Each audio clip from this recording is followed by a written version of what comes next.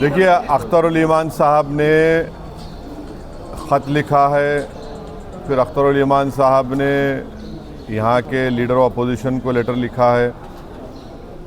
Media के ज़रिए हमने इस बात को कहा है कि MIM पार्टी अलायंस के लिए तैयार है।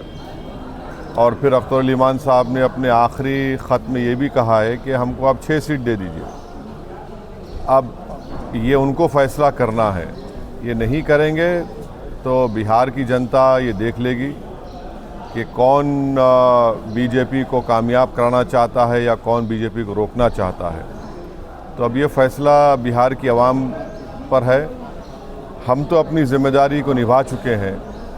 कल कोई या हमसे ना कहे कि आपने बातचीत नहीं की, आपने फलां नहीं किया। तो हमने तो अपनी तरफ से पूरी कोशिश की और जनता के सामने, आवाम के सामने हमने इस बात को रख दिया। सर, बिहार में कितने सीटों पर पार्टी चुनाव लड़ेगी या जब लिस्ट जारी होगी तो आपको पता चल जाएगा। सर, एक आई लव मोहम्मद कहने पर जो है पूरा बवाल है, उस पर क्या कहेंगे सर? देखिए, ये शुरू हुआ था कानपुर में। वहाँ के शायद ADGP, एडिशनल DGP ने कहा कि कोई नया पोस्टर नहीं लगा सकते। तो उसके बाद हमने सोशल मीडिया पर कहा कि हम इस बात को मानते हैं कि मोहम्मद सल्लल्लाहु अलैहि वसल्लम से हम मोहब्बत करते हैं। हर मुसलमान मोहम्मद सल्लल्लाहु अलैहि वसल्लम से मोहब्बत करता है इसलिए कि उसके ईमान का हिस्सा है। अगर हम मुसलमान हैं और अगर हम अल्लाह को जानते हैं तो वो मोहम्मद सल्लल्लाहु अलैहि वसल्लम ने हमको सिखाया है कि अल्लाह है जो ज़मीन व आसमान का खालिक है, तुम इसकी इबादत करो, किसी और की मत करो। हमको उन्होंने बताया है कि तुम्हारा ईमान उस वक्त तक मुकम्मल नहीं हो सकता जब तक कि तुम मोहम्मद सल्लल्लाहु अलैहि वसल्लम को अपनी दुनिया की हर चीज़ ज़्यादा नहीं चाहोगे। तो ये तुम्हारे ईमान का हिस्सा है। और आर्टिकल 25 में फ्रीडम ऑफ रिलीजन है, तो संविधान में फंडामेंटल राइट है, इसको आप कैसा छीन सकेंगे किसी से? और ये क्या बात है कि नया पोस्टर कैसा लगाए, जो यूपी में क्या गलत है एकदम वो। अभी तो जो नहीं पूछो पूछिए। सर, तेजस्वी यादव का कहना है कि युवाओं को इस बार रोजगार मिलेगा, सिर्फ उसके पास डिग्री होना चाहिए। उसके पास डिग्री होनी चाहिए, यानी हर सर्टिफिकेट वाले को रोजगार देंगे। पहले ये बता दीजिए कि बिहार में ड्रॉप आउट रेट कितना है स्कूल का, ये बता दीजिए कि कितने लोग ग्रेजुएट होते हैं। इसके ऊपर आप फैसला करिए। डिग्री होना चाहिए तो फिर बहुत सरकारों का रिकॉर्ड भी तो सामने आएगा ना कि उन्होंने कितने स्कूल खुलवाए, कितने कॉलेजेस खुलवाए, कितने काम करवाए। आराम से, हम कहीं नहीं जा रहे हैं। आप बारी बारी आप कहीं नहीं भाग रहे हैं, आराम से बैठे। यहाँ मतलब ये रैली निकाले हैं, उसका नाम इंसाफ भी रखे हैं। यहाँ शेरशाबादी की आबादी 3.5 लाख से ज़्यादा है इस लोकसभा में, तो क्या शेरशाबादी को भी टिकट मिलने का कोई संभावना? बिल्कुल इंशाल्लाह ज़रूर। सर, तेजस्वी यादव ने जो कहा है मीडिया में प्रेस कॉन्फ्रेंस के जरिए कि उन्हें भी हैदराबाद में सीट चाहिए आपसे, तभी वो गठबंधन के लिए तैयार है। अरे भैया, आप तो इंडिया अलायंस का हिस्सा है, कांग्रेस आपके साथ है, कांग्रेस की सरकार तेलंगाना में। आप आ जाइए ना, आके उनसे सीट ले लीजिए और ज़्यादा वोट लेकर जाइए, हमको कोई तकलीफ नहीं है। आप बिल्कुल आइए। कांग्रेस CWC की आज बैठक कर रही है, अपना ताकत प्रदर्शन कर रही है। हाँ, RJD को दिखा रहा है अपना ताकत। आज बैठक हो रहा है पटना में। हम अपनी ताकत दिखाने के लिए आज न्याय यात्रा शुरू कर रहे हैं, तो उनका उनसे पूछिए। महागठबंधन में शामिल होने के लिए, हाँ, महागठबंधन में शामिल होने के लिए केवल राजद का दरवाजा क्यों? और भी तो पार्टियां हैं महागठबंधन। नहीं, लीड तो वही कर रहे हैं ना, राजद ही तो लीड कर रही है, उनके साथ दूसरे पार्टियां हैं। ऐसा तो नहीं कि आपका नारा 4 के बदले 40, इसको देख के राजद को चेतावनी दी है। अब देखिए, एक बात सुनिए, अगर आप एक बीज बोते हैं और उस बीज को ज़मीन में ताकतवर बनाने के लिए पूरे लोग अपना खून पसीना बहाते हैं, और जब फसल निकल कर आती है तो आप फसल को लेकर चले जाते हैं, भाग जाते हैं। आपको तकलीफ होगी, नहीं होगी?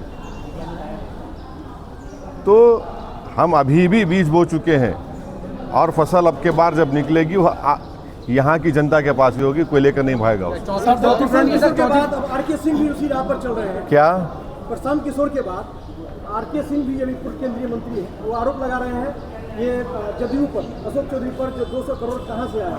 तो कहीं ना कहीं सर ये गठबंधन का असर नहीं पड़ा, गठबंधन के खिलाफ ही आप कर रहे हैं। नहीं, अगर आरोप लगाए तो उनको बताना चाहिए। सर 2020 के चुनाव में एमआईएम अपने बदौलत 5 विधानसभा की सीट जीतने में कामयाब हुई।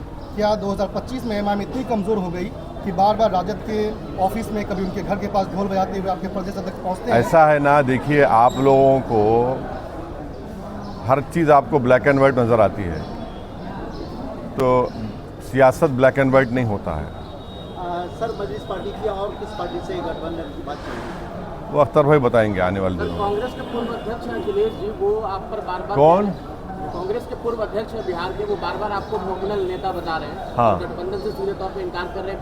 उनको उनसे पूछिए कि 2008 में जब न्यूक्लियर डील हो रही थी, पार्लियामेंट में नो कॉन्फिडेंस मोशन जब लाया गया था, तो किसने खड़े होकर उस मनमोहन सिंह की सरकार को साथ दिया था? सर 4 के बदले 24 लाएंगे, लेकिन 6 सीट का मांग करते हैं। ऐसा तो नहीं कि जो सीट आपका चले गया वही रिकवरी करने के फेरे में है। अब हम तो अपनी बात को रखे हैं। हम ये कह रहे हैं कि अगर हम 24 पे चले जाएंगे या उससे बढ़ के भी चले जाएंगे तो फिर आप बाद में हमको मत बोलिए।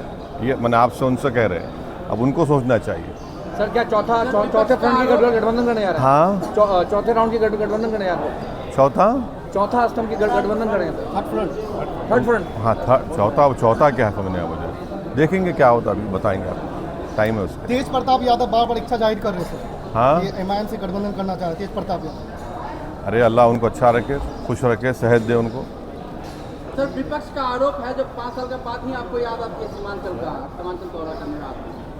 पहले सीमांचल कोई बोलता नहीं था, हम ही तो बोले तो उनकी ज़बान में आ गया पूरा बात। ये पहले तो बोलता ही था सीमांचल, और ये पार्लियामेंट के अंदर पार्लियामेंट के बाहर हम ही तो बोल रहे हैं सीमांचल के बारे में। ये लोग कहाँ बोलते हैं?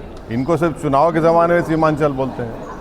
हम तो नहीं गए, हम तो बार बार इसको कहें, 2015 से हम कह रहे हैं कि हम यहाँ पर आए तो हम कभी छोड़कर नहीं जाएंगे, और हमारा कंसिस्टेंट यही पॉलिसी रही है। सर पिछले विधानसभा में ओबीसी मेडिकल कॉलेज का और हॉस्पिटल का भी मतलब यहाँ पे घोषणा कर दी। कोई घोषणा नहीं हुआ था। जी। ये सब ये जो बात लोग कर रहे हैं, हम बोले कोशिश करेंगे, और कोशिश आज भी जारी है, करें, कुछ ना कुछ कर सकते हैं। सवाल ये है कि जो सत्ता में है, 11 साल सत्ता में रहे, उनकी भी तो अखलाकी जिम्मेदारी बनती है। एक परिवार में 2 मुख्यमंत्री बन गए, कोई दूसरे पास एक मुख्यमंत्री 10 साल 12 साल रहे, उन्होंने क्या किया सीमांचल के लिए? सर महिला वोटर एक बहादुरगंज के जो गद्दार विधायक थे, वो अभी एक पोस्टर फेसबुक में एक पोस्ट कर रहे हैं जो खुद को पढ़ा लिखा बता रहे हैं, और आपके जो कैंडिडेट है उसको अनपढ़ बता रहे हैं। तो जो तौसीफ आलम साहब वो अनपढ़ बता रहे हैं, जबकि राजद के जो मुख्यमंत्री पद के लिए वो लड़ रहे हैं, वो खुद 8 पास है, तेजस्वी यादव। क्या कहेंगे? क्या कहना क्या है आपकी? आप जो बात कह दिए, मैं क्या कहूँ? सर सीमांचल के बाहर सिर्फ ढाका ही चुनाव लड़ेंगे कि और भी विधानसभा? हाँ, सीमांचल के बाहर ढाका ही चुनाव लड़ेंगे कि और भी विधानसभा चुनाव लड़ेंगे? नहीं, बराबर लड़ेंगे। और कुछ है? जनता एमआईएम को वोट देती है, लेकिन उसके बाद जीते हुए पार्टी दूसरे पार्टी में चले जाते हैं, तो सर कैसे लोग विश्वास करेंगे कि एमआईएम को वोट दे, फिर इस बार नहीं कोई पलट जाएगी दूसरी पार्टी में? नहीं, जिन लोगों ने धोखा दिया उनके साथ जनता नहीं है। जनता ने उनको वोट नहीं दिया था, जनता ने सीमांचल और एमआईएम पार्टी को वोट दिया था। और हमारी पूरी कोशिश होगी कि अब के बार ऐसे लोगों को हम अपना उम्मीदवार कैंडिडेट बनाएंगे जो इंशाअल्लाह पूरा भरोसे पे उतरेंगे।